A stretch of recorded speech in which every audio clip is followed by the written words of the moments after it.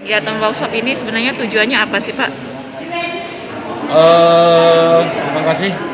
Jadi workshop ini tujuannya adalah mengajak PKBM yang ada di Kota Palembang untuk mengikuti pelatihan untuk mendapatkan informasi pengelolaan TBM ini agar lebih berdaya guna dan dapat bermanfaat di masyarakat.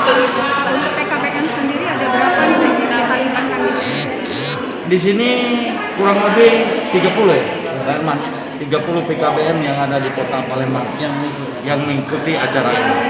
Kita TBM ini kan mendapatkan informasi, katakanlah ilmu pengetahuan yang disampaikan oleh para narasumber, dan mereka nanti akan menerapkan di lapangan, terutama di PKBM yang ada.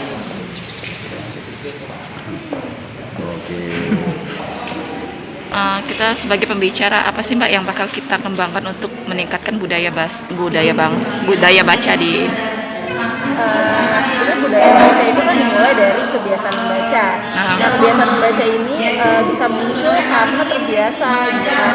Mulai dari suka dulu gitu. Nah, kalau misalnya udah suka bisa jadi cinta gitu kan. Jadinya bisa membaca gitu.